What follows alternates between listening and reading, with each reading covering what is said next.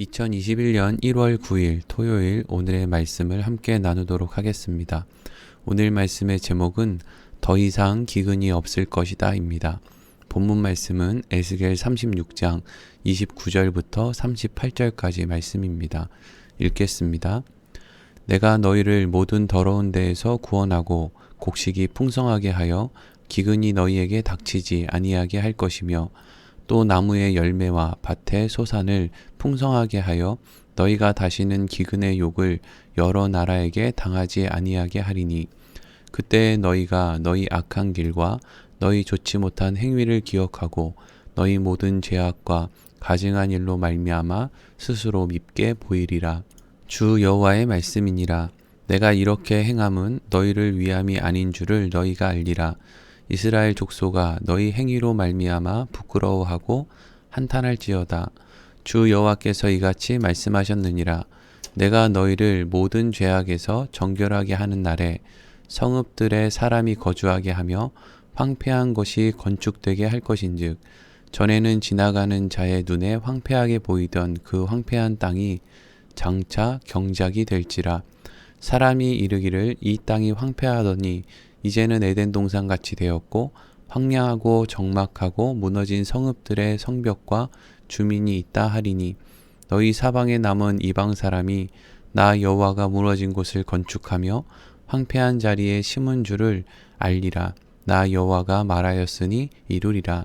주 여호와께서 이같이 말씀하셨느니라.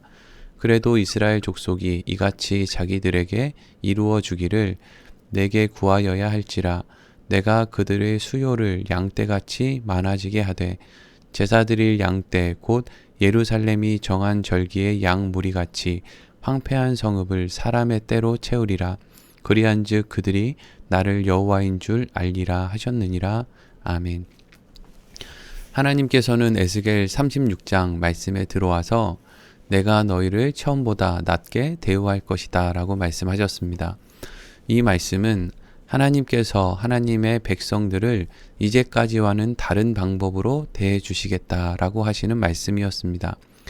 하나님께서 이제까지와는 다른 방법으로 하나님의 백성들을 대하겠다라고 하시는 말씀은 하나님의 백성들이 범한 잘못에 대해서 그 책임을 이제까지는 그들 자신이 져야만 했는데 이제는 예수 그리스도를 통해서 그 죄를 물으시겠다라고 말씀하신 것이었습니다. 하나님께서는 모든 죄에 대해서는 메시아로 이 땅에 오실 예수 그리스도께 담당하도록 하실 것입니다. 그리고 하나님의 백성들에게는 지난 시간 함께 나눈 말씀과 같이 맑은 물을 뿌려 정결하게 하고 새 영을 주어 굳은 마음을 제하고 하나님의 율례를 지킬 수 있도록 하시겠다라고 말씀하셨습니다. 그리고 오늘 이어지는 본문의 말씀은 지난 시간 함께 나눈 말씀의 연장선으로 그렇게 하나님으로부터 새 영을 받은 사람들에게 일어날 일들에 대해서 말씀하고 있습니다. 오늘 29절과 30절 말씀 다시 읽겠습니다. 내가 너희를 모든 더러운 데에서 구원하고 곡식이 풍성하게 하여 기근이 너희에게 닥치지 아니하게 할 것이며 또 나무의 열매와 밭의 소산을 풍성하게 하여 너희가 다시는 기근의 욕을 여러 나라에게 당하지 아니하게 하리니. 아멘. 하나님께서는 하나님의 은혜 가운데 더러운 데에서 구원을 받아 새 영을 받게 된 사람들에게는 곡식이 풍성할 것이고 기근이 닥치지 않을 것이다 라고 말씀하셨습니다.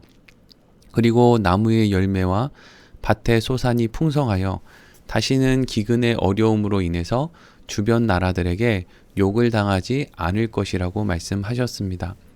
하나님께서 허락하신 새 영을 받은 사람들은 풍성하게 되고 더 이상 기근이 닥치지 않을 것이다 라고 하는 말씀은 무엇을 의미하는 것일까요? 성령을 받아 예수 그리스도를 믿게 된 사람들에게는 더 이상의 모자람이 없을 것이다 라는 말씀일까요? 그렇지 않습니다. 이 말씀이 의미하는 것은 눈에 보이는 양식, 우리가 육신을 유지하기 위해서는 먹어야만 하는 양식을 말하는 것이 아닙니다. 왜냐하면 성령을 받고 예수 그리스도를 믿고 사는 오늘날의 그리스도인들도 그 삶 가운데 모자람은 늘 존재하기 때문입니다. 그렇다면 하나님께서 말씀하신 풍성함과 기근은 무엇을 의미하는 것이겠습니까? 아모스 8장 11절에 기근에 대한 이러한 말씀이 있습니다. 아모스 8장 11절 말씀을 제가 읽겠습니다. 주 여호와의 말씀이니라. 보라, 날이 이를지라. 내가 기근을 땅에 보내리니 양식이 없어 주림이 아니며 물이 없어 가람이 아니요 여호와의 말씀을 듣지 못한 기갈이라. 아멘. 하나님께서는 이스라엘의 심판 가운데 기근을 보내실 것이다 라고 하는 말씀을 아모스 선지자를 통해 하셨습니다. 이때 하나님께서 말씀하신 기근이 무엇을 말하는 것이었습니까? 먹을 것이 없고 물이 없는 기근이 아니라 여호와의 말씀이 없는 기근이라고 말씀하셨습니다. 그렇기 때문에 이 말씀과 연결해서 오늘 본문의 말씀을 생각해 보면 하나님께서 하나님의 새 영을 받은 사람들에게 하나님의 말씀을 계속해서 허락하시겠다라고 하시는 말씀으로 볼 수 있는 것입니다. 하나님의 새 영을 받은 사람들이 어떻게 하나님의 말씀을 계속해서 허락받게 되는 것이죠? 그것은 이 땅에 하나님의 말씀이 육신이 되어서 오신 분이 바로 예수 그리스도이시고 하나님께서 허락하신 새 영, 즉 성령이 하시는 역할이 바로 예수 그리스도를 믿게 하는 것이고 또 예수 그리스도께서 하신 일을 생각나게 하시는 것이기 때문입니다. 말씀 자체이신 예수님을 믿고 늘 예수님을 기억하며 사는 사람에게 어떻게 하나님의 말씀이 없는 기근이 찾아올 수 있겠습니까? 그래서 오늘 본문의 말씀이 이렇게 이어집니다. 31절 말씀입니다. 그때 너희가 너희 악한 길과 너희 좋지 못한 행위를 기억하고 너희 모든 죄악과 가증한 일로 말미암아 스스로 밉게 보리라. 아멘. 하나님의 영을 허락받은 사람들은 예수 그리스도를 믿고 기억하는 사람들이다 라고 말씀하셨습니다. 그렇기 때문에 이 사람들이 예수 그리스도를 믿고 기억하는 것 안에는 무엇이 담겨 있을 수밖에 없습니까? 우리의 죄로 인해서 예수께서 이 땅에 오셨고 죄 없이 사셨음에도 불구하고 죄 없이 죽으셨다라는 것이 담겨 있는 것이죠. 그래서 새 영을 받은 사람들은 예수 그리스도의 사심과 죽으심을 생각할 때 그 모든 것들이 자신의 죄로 인해 비롯된 것이라는 것을 깨닫고 스스로 미워할 수밖에 없는 것입니다. 여기서 스스로 미워한다라는 것은 자기 자신의 연약함을 분명하게 깨닫게 된다라고 하는 것을 의미하는 것입니다. 그리고 하나님께서는 앞으로 일어나게 될 하나님의 은혜 가운데 예수 그리스도께서 이 땅에 오심에 대해서 우리가 자칫 오해하지 못하도록 이렇게 분명하게 이어지는 말씀을 통해서 말씀해 주셨습니다. 32절 말씀입니다. 주 여호와의 말씀이니라. 내가 이렇게 행함은 너희를 위함이 아닌 줄을 너희가 알리라. 이스라엘 족속아 너희 행위로 말미암아 부끄러워하고 한탄할지어다. 아멘. 하나님께서는 하나님의 백성들을 깨끗하게 하시고 새 영을 허락하시는데 이 모든 일들에 대해서 32절 말씀에 너희를 위함이 아님을 너희가 알리라 라고 말씀하셨습니다. 하나님께서 하나님의 백성들에게 허락하신 일은 사실 하나님의 백성들을 위한 일입니다.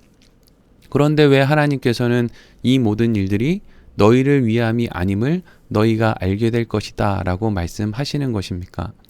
이 말씀은 하나님이 하시는 일이 하나님의 백성들에게 좋은 일이 아니라는 뜻이 아니라 그들이 잘했기 때문에 하나님이 좋은 것을 준 것이 아니라는 것을 강조하기 위함입니다.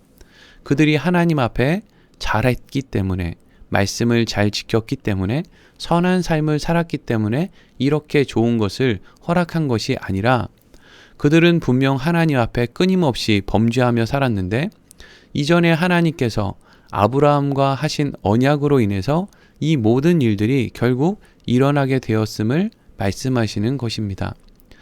그래서 하나님께서는 하나님의 백성들이 하나님의 은혜 가운데 구원을 받게 될 것이지만 이제까지 그들이 하나님 앞에 범죄한 일에 대해서는 부끄러워하고 한탄해야 한다라고 말씀하신 것이었습니다.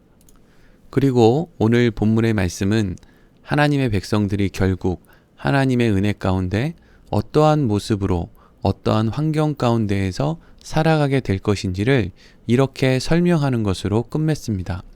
33절에서 35절 말씀 읽겠습니다. 주 여호와께서 이같이 말씀하셨느니라. 내가 너희를 모든 죄악에서 정결하게 하는 날에 성읍들에 사람이 거주하게 하며 황폐한 것이 건축되게 할 것인즉 전에는 지나가는 자의 눈에 황폐하게 보이던 그 황폐한 땅이 장차 경작이 될지라. 사람이 이르기를 이 땅이 황폐하더니 이제는 에덴 동산같이 되었고 황량하고 적막하고 무너진 성읍들에 성벽과 주민이 있다 하리니. 아멘.